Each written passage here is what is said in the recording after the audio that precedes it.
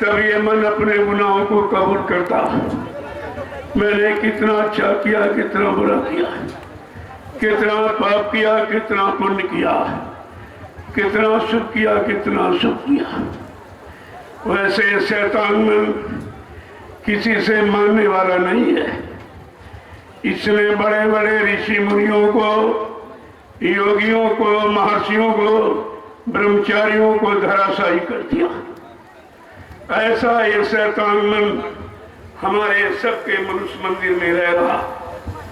ना हमने आपने आज तक इसको निकाल पाया है, ना इस पर कोई कंट्रोल नियंत्रण नहीं कर पाया।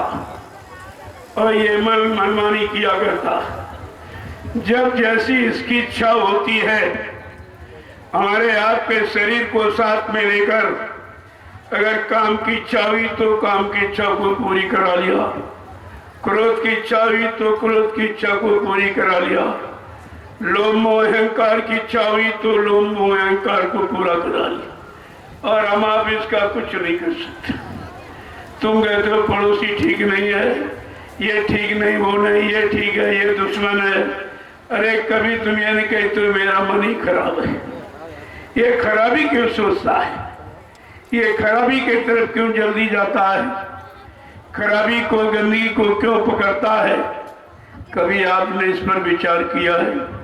कभी जहां जहां गए होंगे, लेकिन ये बात किसी ने आपको नहीं बताई होगी कि सच्चा दुश्मन हमारा मन है, जो उनको पाप के घेरे में, दुराचार के घेरे में, व्यभिचार कुचार शराबपान के घेरे में ले जाता। शराब का ठेका आपको बुलाता नहीं है, शराब भी आपको नहीं बुलाती है।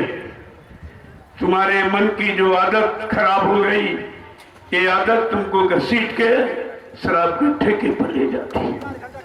तुम कहते ये ठीक नहीं, वो ठीक नहीं। अरे ये क्यों नहीं कह लेते कि हमारा मन ही ठीक नहीं है? अब हमें आपको कुछ नहीं करना। संत महापुरुषों ने एक इशारा किया है, बड़ा बैरी मन घट में, इसी को जीतना कठिना, पढ़ो तुम इसी के पीछे और सभी यत्न तजना। कोई शारीरिक सुकर्मों के यत्न उपाय आपको नहीं करने। क्यों? आपने तीन तीन युगों से शरीर इंद्रियों से सुकर्म के, पूजा किया, पाठ किया, तीर्थ किया, व्रत किया, हवन जब तब यज्ञ, गंगा स्नान किया, लेकिन मन इससे ठीक हुआ है? मन की कोई आदत इससे ठीक हुई है? मन को आपने भोगों से मोड़ पाया है, तब इससे तुम्हारा कोई काम ही नहीं हुआ। और तीन तीन युग निकल गए, इसी में काम कुछ नहीं हुआ। अब ये कलयुग आया है, कलयुग में संत पधारे और उन्होंने एक सच्चा अच्छा रास्ता दिखाया। वो है कौन सा? सत्कर्म का। 6 कर्म तो हम आप सभी जानते करते हो। आहार, निद्रा, भय, मैथुनस, खाना पीना, सोना, कमाना, मल मूत्र त्याग करना और औलाद बच्चे पैदा करना, ये तो पशु पक्षी भी करते। ये 6 कर्म सभी शरीर धारण करने वाले सब करते। फिर आपको मानो तन क्यों मिला? लिखा तो यह है कि बड़े भाग मानुष तन पावा, असुर दुर्लभो सद्ग्रंथन गावा। बड़े भाग्य हैं जिनको परमात्मा खुदा ने अपनी बार ये मनुष्य मंदिर दे दिया।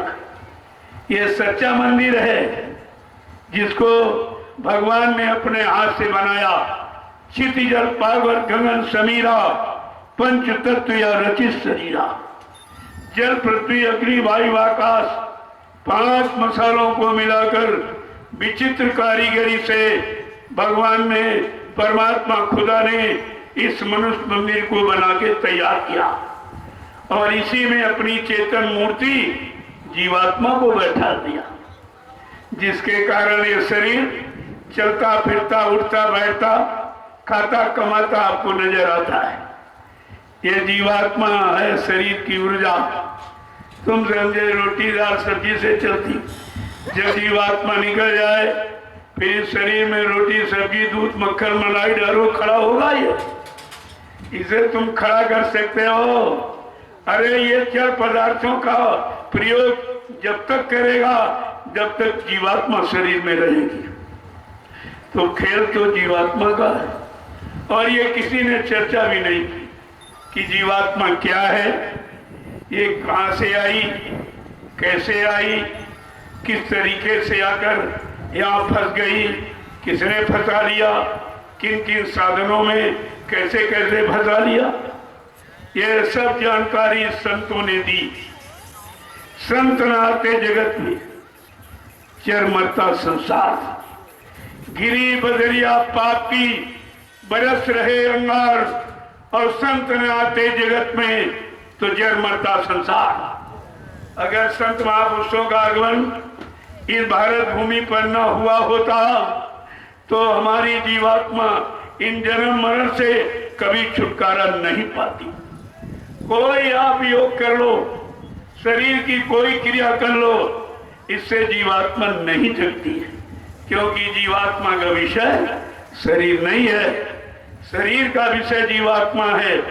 जीवात्मा के बगैर शरीर ये रह ही नहीं सकता, चल नहीं सकता, काम नहीं कर सकता, इसको कोई रखेगा नहीं। जब शरीर से जीवात्मा निकल जाती है तब सारे नाम खत्म हो जाते। ये प्रधानमंत्री था, राष्ट्रपति था, मुख्यमंत्री था, डीएम था, एसडीएम था, तहसीलदार था, और कोई, ये सारी महिमा समाप्त हो जाती। इसको जलते ही सारे साधन, सारे पद और सारा महत्व और सारे रिश्ते नाते ये सब जल के राख हो जाते हैं। ये मानव शरीर आत्मा के द्वारा चलता है, ये संतों ने बताया, न योगियों ने, न ब्रह्मचारियों ने, न अवतारी शक्तियों ने, न ऋषि मुनियों ने, ये किसी ने नहीं बताया कि जीवात्मा कहाँ से आई है, कहाँ की रहने वाली है, इसका मंडल मुकाम लोक कौन सा है, और इससे यानी मृत्यु लोक में ये कैसे आई, कैसे लोकों मंडलों से उतारी गई, और काल माया ने फिर अपने मृत्यु लोक में इस जीवात्मा को कैसे फंसा लिया।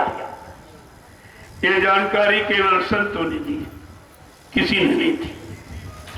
कितनी बड़ी महिमा है, और तुम संतों की महिमा नहीं जानते, क्योंकि तुमको तो तीन युगों से ऋषि मुनि योगी महर्षि अवतारी शक्तियां, ये देवी और देवता, जिनको तुमने आंख से कभी देखा नहीं। तुमने ब्रह्मा जी को देखा है, विष्णु भगवान को देखा है? अरे लिखा तो यह है, देखे बिन न होए प्रतीति, बिन प्रतीत होए नहीं प्रीति। बिना आंख से देखे और समझे किसी से मोहब्बत प्यार रिश्ता लगाव होता ही नहीं। तुमने आंख से न ब्रह्मा देखे, न विष्णु देखे, न शंकर देखे, न भगवान राम और कृष्ण को देखा, न 33 करोड़ देवी देवता, 9 करोड़ दुर्गा, 10 करोड़ शंभु, तुमने किसी को नहीं देखा आंख से। जो आपने देखा नहीं तो रिश्ता कैसे बना लिया? क्या बिना देखे कोई रिश्ता बनाओगे? यहाँ किसी से मोहब्बत प्यार करोगे, किसी को अपना मानोगे, कोई उसका नाम परिचय के लिए रखोगे? लेकिन तुम्हारे यहाँ तो सब नाम रख दिए बिना देखे। अरे जिनको आप सब कुछ मानते हो, कहा कि ब्रह्मा जी ब्रह्मलोक का सुख आनंद उठा रहे, उनकी जीवात्मा जगी न घर पहुंची। भगवान विष्णु विश्वलोक का सुख आनंद उठा रहे, उनकी जीवात्मा जगी न घर पहुंची। भगवान शंकर शिवलोक का सुख आनंद उठा रहे, उनकी जीवात्मा जगी न घर पहुंची। भगवान राम साकेत लोक का सुख आनंद उठा रहे, उनकी जीवात्मा जगी न घर पहुंची। भगवान कृष्ण गोलोक का सुख आनंद उठा रहे, उनकी जीवात्मा जगी न घर पहुंची। देवी देवता देवलोक का सुख आनंद उठा रहे, उनकी जीवात्मा जगी न घर पहुंची। तो किसी का काम ही नहीं हुआ। क्यों? जीवात्मा को जगाना, परमात्मा से मिलाना, ये संतों का अधिकार है। उनको अधिकार है। इसीलिए कहा संतों के बिना कोई जीव यहां से निकल नहीं सकता। जब तक उनकी दया कृपा मेहरबानी नहीं होगी, आप कितने योग कर डालो, कितनी पूजा कर डालो, लेकिन यानी आप अपनी जीवात्मा को जगा नहीं सकते। और खेल है जीवात्मा का। सारा ये विश्व जो आप देख रहे हो, सारी सृष्टि जिनमें जितने जीव हैं, चाहे पशु पक्षी हो, कीड़े मकोड़े हो, जंगली जानवर हो, ये सब जीवात्मा के कारण ये रौनक हमें आपको दिखाई दे रही है। जिस शरीर से जिस दिन जीवात्मा निकल जाएगी, उसी दिन ये शरीर मुर्दा हो जाएगा। फिर इसको कोई नहीं पूछेगा, कोई नहीं कहेगा अरे भाई ये तो एडीएम थे, ये तो डीएम थे, ये प्रधानमंत्री थे, एक मुख्यमंत्री थे, ये तो राष्ट्रपति थे, अब ये सब कहाँ चला गया? ये तुम्हारा नाम, तुम्हारी उपाधियां, ये सब कहाँ चली गई? एक मिनट में सब जल के राख हो गई। जैसे शरीर जला, उसी के साथ सारे रिश्ते और सारे पद और सारी एकदम धन और दौलत, दुकान मकान जमीन और रिश्ते सब जल के राख हो गए। क्या मिला आपको? मानव जीवन का मतलब क्या है? आज तक यही तुमको किसी ने बताया नहीं है कि मानव शरीर किस काम के लिए मिला। काम मानव शरीर सत्कर्म के लिए मिला। खट कर्म यानी 6 कर्म तो हम आप सभी करते हो। पशु पक्षी कि खाना पीना कमाना, मल मूत्र त्याग करना, आल औलाद बच्चे पैदा करना, ये तो सब जीव करते। अगर यही तुम करते रहे तो तुम्हारे में और पशुओं में और पक्षियों में अंतर क्या? फिर मानव जीवन को कैसे कहा गया बड़ा भाग्यशाली है? क्या लिखा है कि नर तन पाप ये विषय मन देही और पलटी सुधा 63-20 ले। अगर मानव शरीर पाकर केवल विषय भोगों का आधार बना लिया है तो आपने वैसा किया है, कांच को पकड़ लिया और हीरा को छोड़ दिया। कितनी बड़ी बात है। रात गमाई सोए, दिवस गमाए खाए, और हीरा जन्म अमोल था कौड़ी बदले जाए। सब आपने खो दिया। क्या मिला? क्या मिला आपको? तो इसलिए ये कलयुग है, सबका अलग अलग विधान। जब यहाँ सतयुग था, इसी मानव शरीर की उम्र 1 लाख वर्ष की थी। मन की ताकत हाथी के बराबर, इंद्रियों में संयम त्याग वैराग, खान पान सब अच्छा और कर्म भी अच्छे थे। उस समय भगवान का नाम क्या था? हरि नाम। ये किसने जपा, किसने लाभ उठाया इस नाम का? कि नाम है जपत हरि कीन प्रसादु और भक्ति सिरो मणि भय प्रहलादु। कि ध्रुव संगला निज पे हरि नामू और पाए अच्छा ले अनुपम ठाऊ। प्रहलाद और ध्रुव ने समय के नाम हरि नाम को जपा, वो भी गुरु के आदेश पर।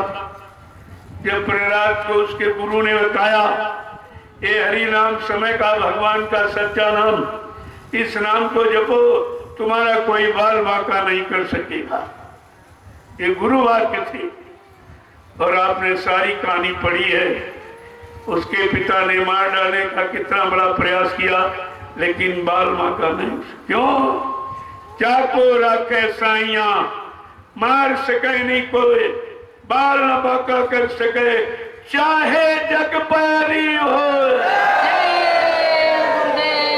सारा संसार तुम्हारा दुश्मन हो जाए, लेकिन जिसको मालिक रखता है उसे कोई मार नहीं सकता। तो ये तो स्वयं मालिक थे, ये कैसे मर गए? ये कैसे आपने प्रचार कर दिया जी बाबा जी मर गए? क्या इनको समरस सद्गुण नहीं माना क्या सच्चा मालिक नहीं माना? क्या अनामी प्रभु नहीं माना? क्या सत्यु निर्माता नहीं माना? आपकी मान्यता क्या रही? कुछ नहीं, कुछ भी मानता नहीं रही। एक भी सत्संग का वचन अगर तुम्हारे पास होता, तुम शंका संदेह भूल भ्रम से बच जाते और अपनी गुरु की शरण में बैठे रहते। महापुरुषों ने क्या कहा है? मुक्ति कहाँ मिलती है? मुक्ति संत चरण की दासी, मुक्ति संतों के चरणों में रहती। और इन लोगों ने संत के चरण और शरण सब छोड़ दिए। जहाँ चले गए हो वहां मुक्ति है? अरे चरणों में मुक्ति है। जहाँ तुम चरण छोड़ के गए हो वहां पैर है कि चरण है? क्या पैरों की महिमा लिखी है? चरणों की महिमा लिखी।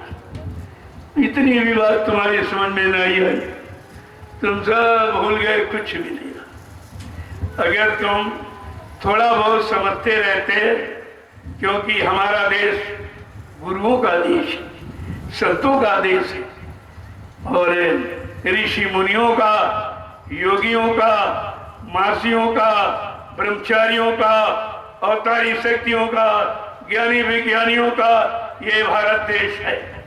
लेकिन आज कहाँ चला गया? सब लुटेरों के हाथ, जिनकी पास कोई नीति, कोई नियम, कोई सिद्धांत, कोई मर्यादा किसी तरह की है ही नहीं। जब मर्यादा नाचते विनाश का दे, जब विनाश की स्थिति होती है सारी मर्यादाएं मानव के अंतःस्तर से चली जाती हैं, उसी का विनाश होता है। इसीलिए महापुरुषों ने, धर्मशास्त्रों ने भी कहा, विनाश काले विपरीत बुद्धि। जब विनाश की स्थिति आ जाएगी, पाप का घड़ा भर जाएगा, भोगों का, लोभ लालच का, यानी लूटपाट का, ये सब घड़ा जब भर जाएगा तब क्या होता है? कहते परिवर्तन होता है, विनाश होता है। जब जैसी हो तबियता तब तैसी मत होए, कार लेख की लेख को मेट सके नहीं कोई। कहा जो कजू ने, काल भगवान ने रेखा खींची है, उसके देश में आपने जो भी कर्म कुकर्म और पाप जो भी किया है, कहा कि काया से जो कार्य हुई बिन भोगे बचे नहीं कोई। शरीर इंद्रियों से जो भी अच्छा बुरा करोगे उसका परिणाम यही भोगना पड़ेगा। यही सब कुछ जीते जी तुम्हें सब कुछ दिखाई देगा कि नरक क्या है, स्वर्ग क्या है, अच्छा बुरा क्या है, आनंद सुख क्या है, सब यही देखने को मिलता है।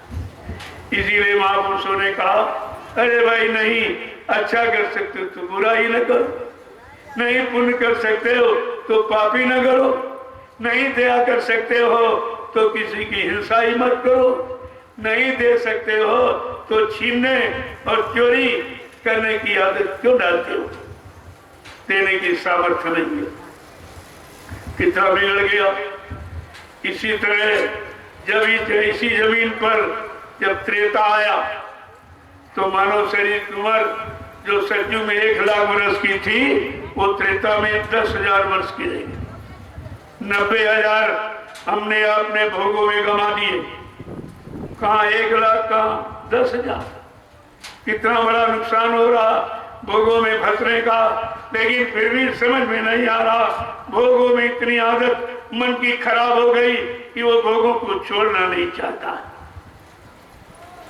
तो जब शनि त्रेता आया तो मानव शरीर की उम्र 10,000।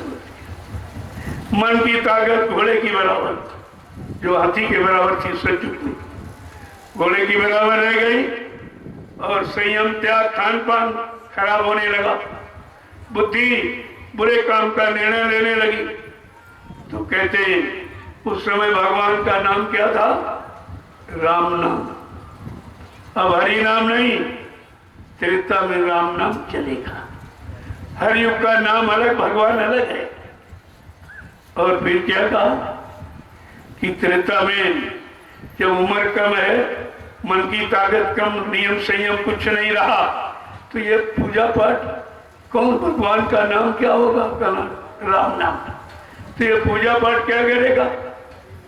कि क्या लिखा है कि त्रेता भी देयक नर करई अवस विचारी भवसागर तरही।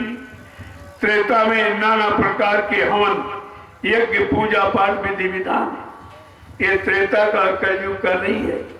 इसीलिए आपने कितनी पूजा की, कुछ मिला? बीमारी गई, परेशानी गई, एक भी आदत तुम्हारी मन की ठीक हुई? ये दवा तुम्हारे लिए नहीं रिएक्शन कर रही है, तुम्हारे को लाभ नहीं दे रही है, क्योंकि हर युग की का नाम और उसका काम, उसका असर प्रभाव अलग है, एक समान नहीं। प्रेमियों, त्रेता भी नहीं रहा, ये भी बदल गया। ये परिवर्तनशील जगत है। अब क्या आ गया? कहते द्वापर आ गया। कल इसमें क्या, कल शरीर की उम्र और कम हो गई, क्योंकि भोगों से तुमने तिलांजलि ली नहीं, और फंसते गए और लिपटते गए और सामान साधन बनाते गए तो और ज्यादा फंस गए। तो मानव शरीर की उम्र 1000 वर्ष की रहेगी, द्वापर में 1000 वर्ष की।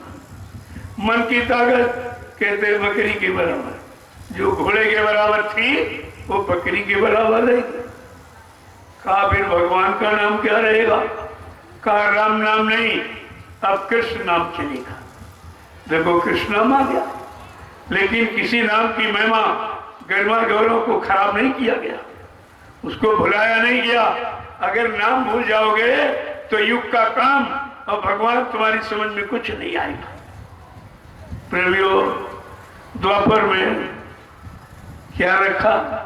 कौन सी पूजा? कि द्वापर युग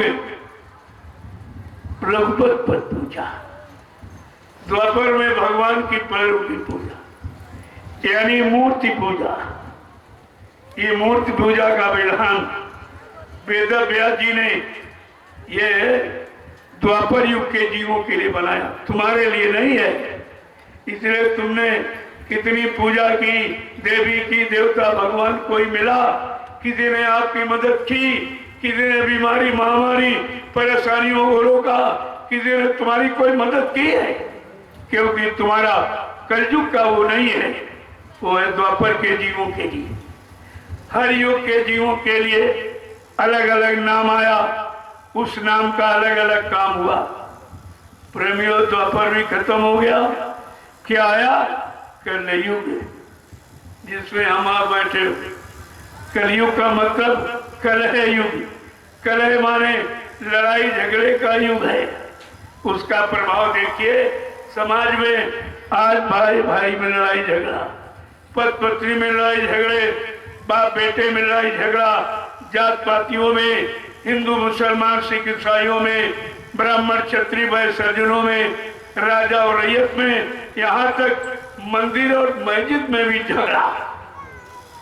ये कितना खराब युग आ गया, जिसने मंदिर, मस्जिद, गिरजाघर, गुरुद्वारों में ताले लगा दिए। क्या किसी युग में, क्या कभी ऐसा यहाँ हुआ? कभी ताले यानी लगाना इतिहास में आपने पढ़ा है? लेकिन देखो कलयुग क्या कर रहा, धर्म स्थलों में ताले लगा दिए। ये प्रमाणित कर दिया कि यहाँ कुछ नहीं है। अभी तुम्हारी समझ में आए तो फिर क्या किया जाए? अगर तुम अपने घर के अंदर बैठे हो तो ताला लगाने दोगे? ताला कब लगाते हो? जब घर के लोग बाहर चले जाते। ये स्पष्ट है। अगर मंदिर, मस्जिद, गिरजाघर, गुरुद्वारों में भगवान, खुदा, घाट, देवी देवता होता तो ताले लगाने देना। ये पंडा पुजारी सब चिल्लाते रहे कि इनका विनाश हो जाएगा, सर्वनाश हो जाएगा। इन्होंने मंदिर, मस्जिद, गिरजाघर, गुरुद्वारों को बंद कर दिया, ताले लगा दिए। हमने कहा उनको तो जुकाम तक नहीं हुआ, जुकाम तक किसी को नहीं हुआ। तुम कहते थे इनका सर्वनाश हो जाए। यही पाखंड, यही रूढ़वादिता, यही जड़ता की मनता हमें आपको चेतन से जुड़ने नहीं देती। हमारी जीवात्मा चेतन है, इसका मालिक परमात्मा चेतन है। इसका देश चेतन है। जो देश से नाम आएगा वो चेतन नाम आएगा। चेतन नाम जगाते हैं, उसी नाम का प्रचार कराते हैं। आज आपने देखा कलयुग में जय गुरुदेव नाम प्रभु का बड़ा संशय पैदा हुआ कि भाई जय गुरुदेव नाम प्रभु का कैसे हो गया। हमने कहा रामचरितमानस उठा के देखो, उत्तरकांड में गोस्वामी जी महाराज ने क्या लिखा। एक अनी अनामा अज सच्चिदानंद प्रभु धामा। वो एक ही अनामी धाम है, वहां एक अनामी महाप्रभु है। जब अनामी महाप्रभु स्वतः मानव चोला धारण करके मृत्युलोक मंडल में प्रभु नाम लेकर के आएगा, प्रभु नाम को जगाएगा, सिद्ध करेगा, प्रभु नाम का प्रचार कर जाएगा, जीवात्माओं को प्रभु नाम से जोड़ेगा और भवसागर में प्रभु नाम का बेड़ा लगाकर जीवात्माओं को प्रभु धाम पहुंचाएगा। तब जीवात्माओं का आवागमन छूट जाएगा, जन्म मरण से छुटकारा हो जाएगा। जब प्रभु धाम पहुंचे, सतलोक तक आवागमन है, संत महापुरुष आते जाते रहते, वहां तक भी आवागमन है। इसलिए जो प्रभु धाम से आएगा, गोस्वामी जी महाराज गृहस्थ थे, उन्होंने पूरा अनुभव किया। उनको गुरु जब मिल गए और उनसे उन्होंने नामदान मिल गया और नाम की उन्होंने कमाई की और सब लोक मंडल मुकामों में जीवात्मा को पहुंचाया और सारा दृश्य दिखाया। तब उन्होंने वर्णन किया है देख करके, ये सुन करके पढ़ के नहीं, अपनी दिव्य आंख जो जीवात्मा के में एक आंख है, दिव्य आंख यानी जो भूत भविष्य वर्तमान तीनों को एक ही जगह बैठकर देख लेती है, सारे भूमंडल को देख लेती है, जिसने अंड पिंड ब्रह्मांड पार ब्रह्मांड और सतलोक अनामी धाम वो सबको देख लेती है। ये दिव्य दृष्टि सबके पास है, हमारे आपको भी परमात्मा ने दिया, लेकिन कोई खोलने वाला गुरु नहीं मिला तो बंद पड़ी है।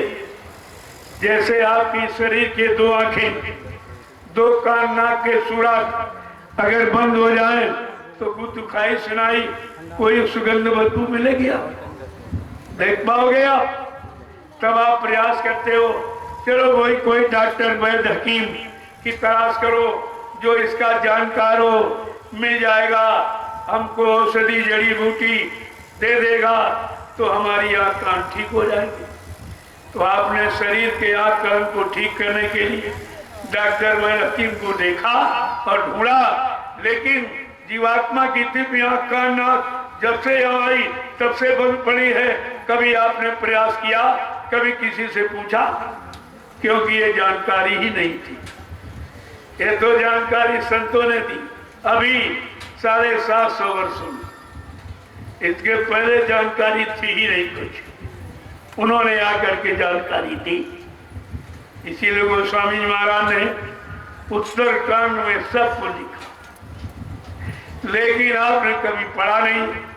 उत्तरकांड का मतलब तुम्हारे सारे प्रश्नों का उत्तर है, तुम्हारी सारी शंकाओं का समाधान है। उत्तरकांड में उन्होंने कहा ये दिव्य आंख का नाक कौन खोलेगा कि सतगुरु दे बचन भी स्वादा हो सैया मुझे ना विषय की आशा। कितना साफ साफ लिखे बताया कि सतगुरु रूपी वैद्य मिल जाए और उनके वचनों पर विश्वास कर लो, वो तुम्हारी दिव्य आंख का नाक खोल देंगे। विश्वास कर लो। तुमने विश्वास किया? अरे 45 करोड़ चेलों में किसी ने गुरु पर विश्वास किया? सबको गुरु पर शंका हो गई और सब शरण और चरण छोड़ के भाग गई। यही तुम्हारी गुरुमुक्ता है, ये गुरु भक्ति तुम्हारी है। तुमने अपने गुरु को नहीं, अरे सदगुरु थे भगवान राम कृष्ण को तो गुरु ही मिल पाए। हम आप कितने बड़े भाग्यशाली हो कि हमें आपको सदगुरु मिल गए, समय के सदगुरु मिल गए और आपको बिना मांगे अमोलक धन नाम दान, जीवात्माओं के धन का दान आपको बिना मांगे दे दिया, मुफ्त, कोई दान दक्षिणा नहीं, रुपया पैसा, मुफ्त में आपको दे दिया और कहा इस नाम की कमाई कर।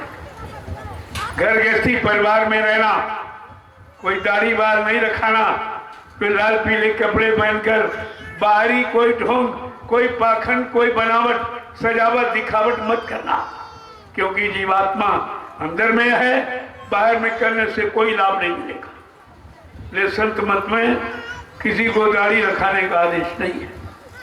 हाँ, या तो दो या साध या गुरु, दो को दिखा, साध या गुरु, साध रखा हुआ गुरु और गुरु रखा हुआ साध, और साध गुरु में भेद नहीं, उनमें कोई भेद नहीं होता। उनको अधिकार होता है कि यहां से पूर्ण विरक्ति कर चुके हैं, विषयों से बहुत अलग खड़े हैं, भोगों से करोड़ों को दूर हैं, वो रखते ही चीज को। दाढ़ी रखने का मतलब हमने वो चीज रखी है जो हमारे जीवात्मा के कल्याण की।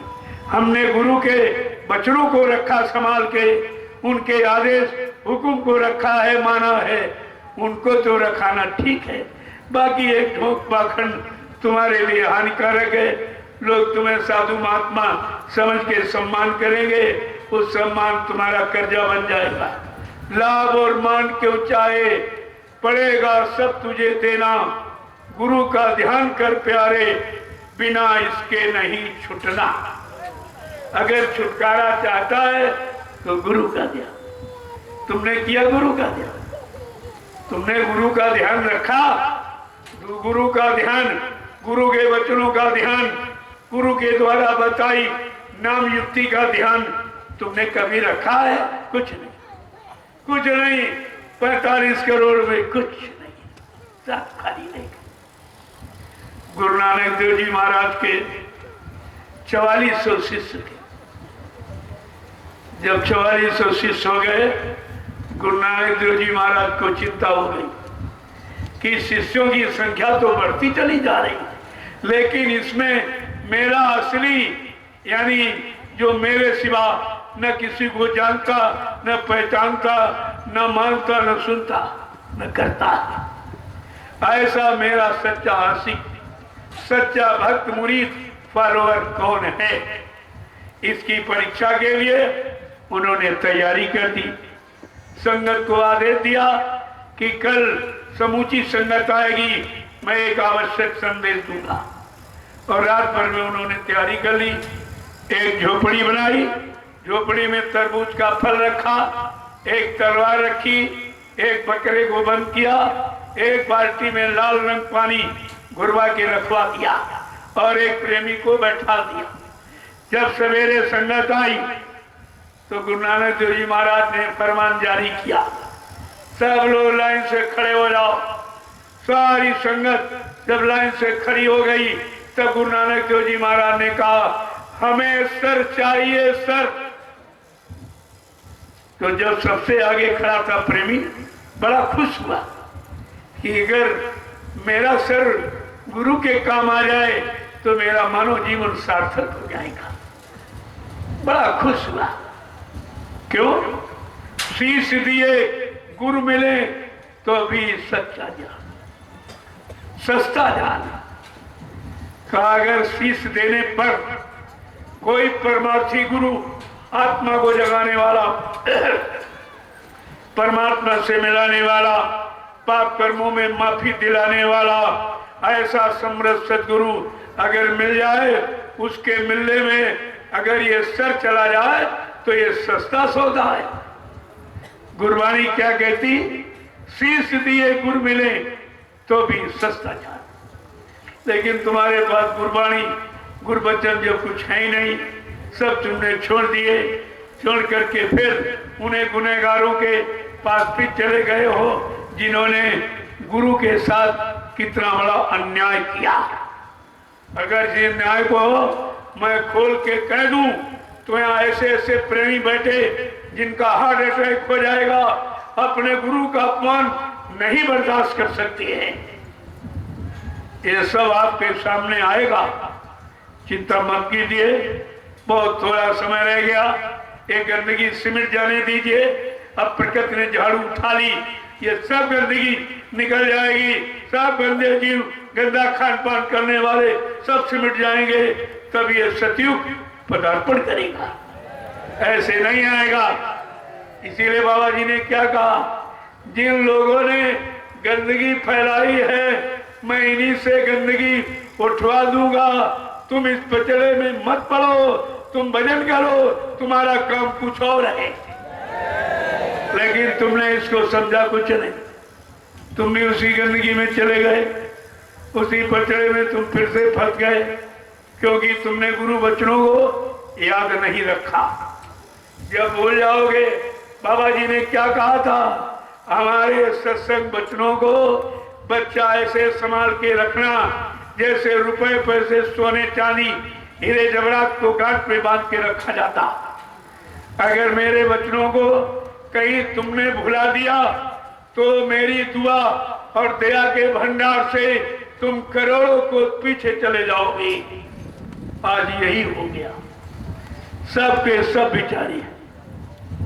तो गुरु नानक देव जी महाराज ने जब आदेश दिया तो सबसे आगे खड़ा था, बड़ा खुश हुआ और खुशी से अंदर चला गया। वहां जो पहले से प्रेमी बैठाला गया था उसने तलवार उठाई और तरबूज पर मारी तो खच की आवाज हुई, बकरे का कान में था तो म्यां की आवाज हुआ और एक लोटा लाल रंग पानी फैला दिया। बाहर निकल के आया, संगत ने देखा, अरे इसका तो काम हो गया। इसी तरह से 1 2 3 4 5 अंदर गए। जब छठे का नंबर आया, गुरु नानक देव जी महाराज ने फिर कहा, हमें सर चाहिए सर, तो भगदड़ मच गई। अरे वहां तो सर मांगा गया था तब भगदड़ मच गई, यहाँ तो बिना मांगे भगदड़ मच गई। 45 चोर था, भाग के छोड़ के भाग गई। प्रेमियों, गुरु नानक देव जी महाराज का जब इतिहास लिखा गया, आपने सुना पड़ा होगा, पंच प्यारे, 5 प्यारे निकले। अब तुम्हारे यानी 4400 शिष्यों में 5 प्यारे निकले और तुम्हारे यहाँ 45 करोड़ में एक भी गुरु का प्यारा नहीं निकला। कोई दौलत का प्यारा, कोई आश्रम का प्यारा, कोई जमीन का प्यारा, कोई मान सम्मान का प्यारा निकला, लेकिन गुरु का प्यारा एक भी नहीं निकला। कितने बड़े अफसोस की बात है। तुमने सारे गुरुओं पर कलंक लगा दिया, सारे संत समाज पर कलंक लगा दिया और नाम की महिमा पर तुमने कलंक लगा दिया। तुम्हारा गुनाह तो माफ करने योग्य ही नहीं है। कैसे माफ किया जाए?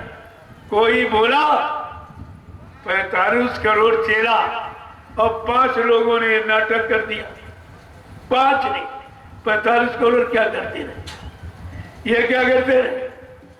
अरे तुम्हारी इतनी बड़ी संख्या, तुम मुंह से आवाज भी नहीं निकाल पाए अपने गुरु के सत्य। जो वचन तुमने सुने, जो आदेश सुने कि बाबा जी ने कहा मैं परिवर्तन करने आया हूं, परिवर्तन करके ही जाऊंगा। माई का लाल हमें इस परिवर्तन से न रोक सकता है, न मेरा काम कोई कर सकता है। फिर आप कैसे वचनों को भूल गए? तुम्हारे जैसा गुनहगार और कोई होगा? तुम अपने गुरु का अपमान सुनते रहे और ये सबसे बड़ी मृत्यु की सजा वो भी इन लोगों ने दे दी कि बाबा जी मर गए और तुम ये अपराध अपने गुरु का सुनते रहे। तुम्हारे में से कोई सूरवीर नहीं निकला, कोई गुरुभक्त नहीं निकला जिसको अपने गुरु के प्रति हमदर्दी हो, जिसने वचनों को सुना हो, आदेश हुक्म का पालन किया हो, नाम की कमाई की होती तो अपने गुरु की पहचान होती, लेकिन कोई पहचान नहीं। इसीलिए बाबा जी ने पहले ही कह दिया था कि मेरा कोई जीव शंका संदेह में ना आ जाए, कोई इनको बहका भरमा ना दे। लोभी लालची इस लोगों ने पहले ही बताया था, मैं कलयुग का इतिहास बनाने आया हूं। ऐसा इतिहास बनाऊंगा जो भूते न भविष्यते। सतयुग से द्वापर के लोग अपने अपने युग का इतिहास पढ़ना भूल जाएंगे। इसी भारत की धरती पर मैं ऐसा चमत्कार करके दिखाऊंगा जिसको हिंदुस्तानी नहीं सारा विश्व नमस्कार करेगा। ये कितनी बड़ी आवाज है, कितना बड़ा संकल्प प्रतिज्ञा। और आपने अपने गुरु की आवाज को नहीं समझा, उनकी प्रतिज्ञा और वादों को झूठ माना, तो तुमको कितनी बड़ी सजा मिलेगी। सब सजा पाने के अधिकारी हैं, क्योंकि तुमने गुरु का घोर अपमान लोगों ने किया, मौत का प्रचार किया। अरे हाँ, जब किसी का अपमान करना होता है तो मुर्दाबाद के नारे लगाए जाते हैं, और बड़ा अपमान करना होता तो उसके नाम का चौराहे पर पुतला जलाते हैं। तुमने दोनों काम किए, गुरु को मुर्दा भी कहा और पुतला भी जलाया। तुमने कौन सा सम्मान किया? पहले अपने कर्मों को देखो, अपनी मानसिकता को समझो, तब तुम्हारी समझ में आएगा मैं गुरु का कितना बड़ा ऋणी हूं।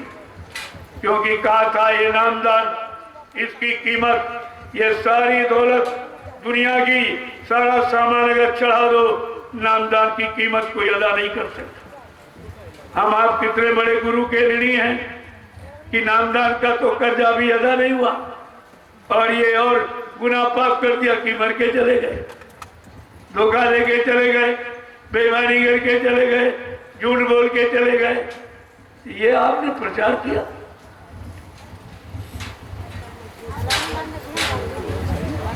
इस धरती पर इतना बड़ा प्रचार आज तक किसी ने कराया नहीं जितना बाबा जय गुरुदेव जी महाराज ने। 10 जुलाई 1952 से 2012 60 वर्ष पूरे हिंदुस्तान में घूम घूम कर हिंदुस्तान का कोई प्रांत, जिला, तहसील, ब्लॉक, शहर, कस्बा, गली का पूछा छोड़ा नहीं, जहां पर उन्होंने आने वाले समय की जानकारी और होने वाले प्राकृतिक प्रकोप को न बताया हो।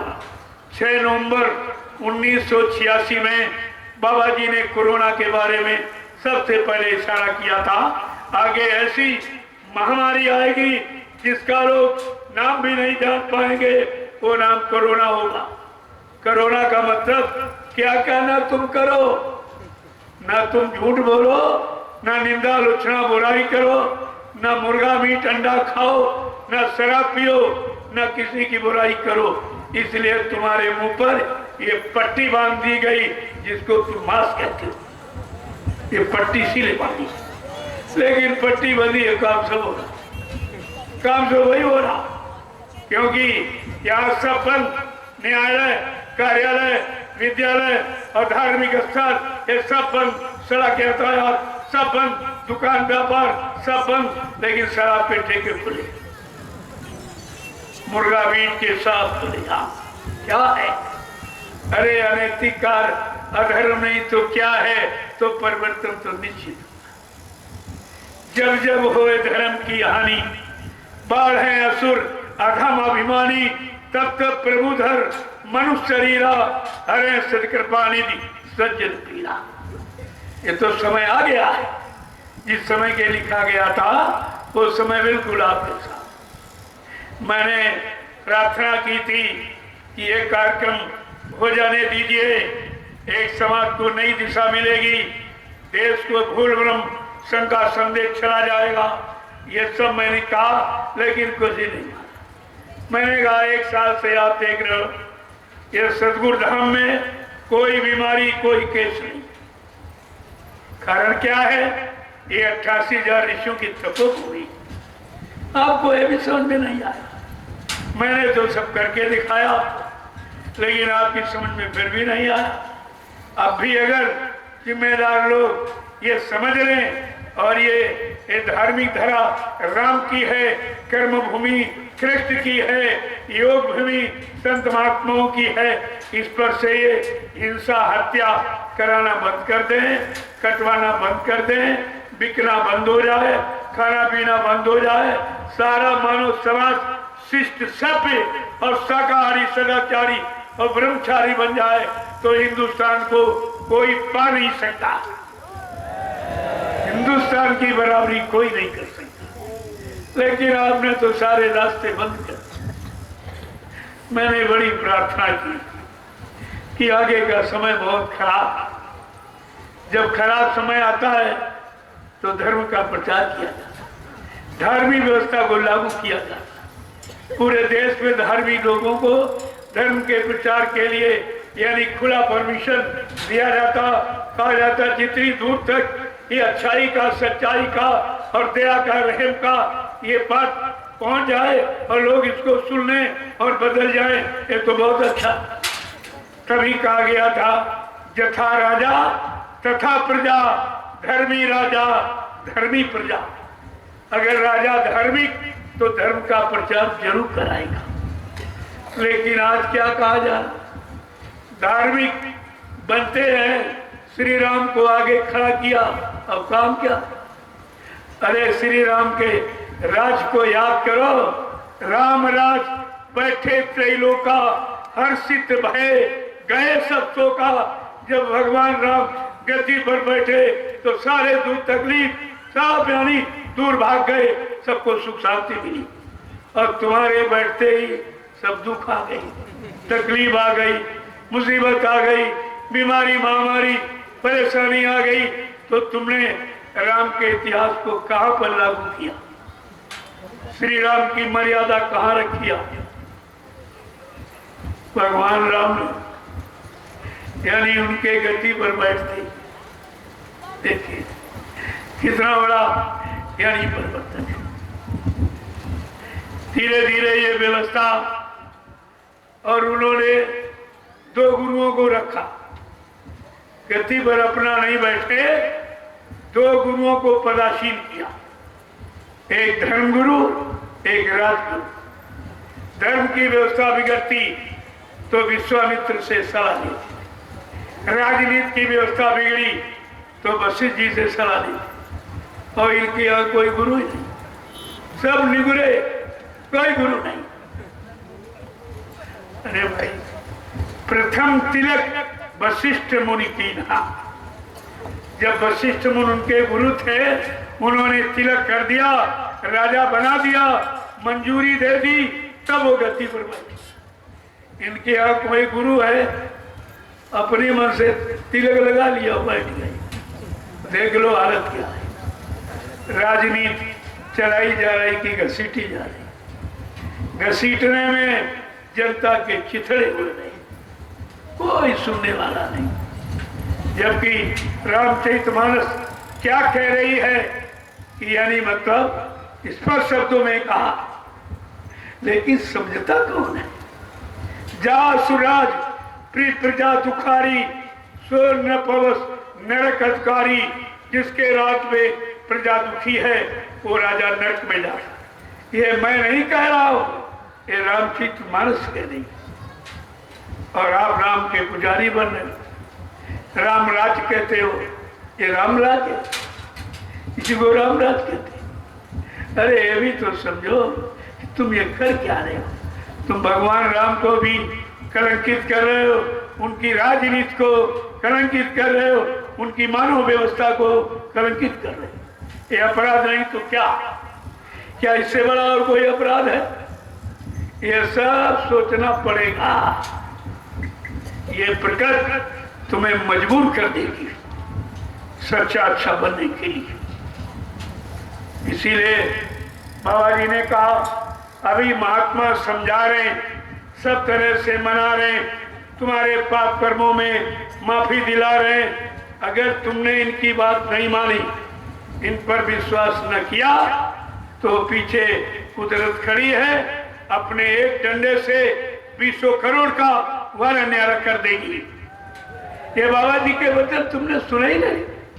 बेचारे 60 साल हिंदुस्तान को बताते रहे, समझाते रहे, सुनाते रहे कि आगे का समय बहुत खराब है, ऐसी ऐसी स्थिति परिस्थिति बनती चली जा रही, लेकिन किसी ने उस पर ध्यान ही नहीं दिया। गोस्वामी जी महाराज ने कलयुग के जीवों के लिए इशारा किया कि अगर साधु आज्ञा का फल ऐसा जरे नगर अनाथ कर जैसा, अगर साधु संत महात्माओं की आज्ञा का उल्लंघन जो समाज परिवार देश जातियां मुल्क करेंगे वो जल करके राख हो जाएगी। ये वचन है। अरे रामचरितमानस को फिर से पढ़ो, ये विश्व प्रसिद्ध विश्वमान ग्रंथ है, सारा विश्व मानता है इसकी नीतियों को। ये नीतियों का ग्रंथ है, सारी नीतियां, समाज नीति, परिवार नीति, न्याय नीति, सत्य नीति, प्रेम नीति, सुरक्षा नीति, सारी नीतियों का भंडार रामचरितमानस। और इसीलिए उस भंडार में और किसी का नाम नहीं, नैमिषारण्य का नाम आया। गोसाई महाराज ने क्या लिखा? तीर्थवर नैमिष विख्याता, अति पुनीत साधक सुखदाता। ये नैमिषारण्य तीर्थों का तीर्थ राजा, पावन पुनीत। और आगे क्या, किसको लाभ मिलेगा? कहते जब साधक सुखदाता, जब किसी संत के साधक नाम की कमाई करेंगे, इस भूमि का लाभ उनको मिलेगा। कोई पुजारी पढ़ने के लिए नहीं देता। अरे रामचरितमानस तो पढ़िए, तुम्हारी अकल सब खुल जाएगी, जो बंद है सब खुल जाएगी। क्योंकि संत महापुरुष किसी बात को छिपाते नहीं। गूढ़ हो तत्व न संत दुराऊ, गूढ़ राज को जो नहीं मतलब संत महापुरुष कभी छिपाते नहीं, वो पर्दाफाश करते। लेकिन आप सुनो समझो तब तो, तुम मानो तब तो तुम्हारी समझ में कुछ आएगा। इसीलिए समय की चीज को आज व्यवस्था क्या है, चारों तरफ समाज, बच्चे, बूढ़े, बुजुर्ग सब रो रहे, चिल्ला रहे, कोई इनकी सुनने वाला नहीं है। इसीलिए तो इशारा करके कहा गया था कि पाप हंस रहा है, धर्म रो रहा है, प्रभु ते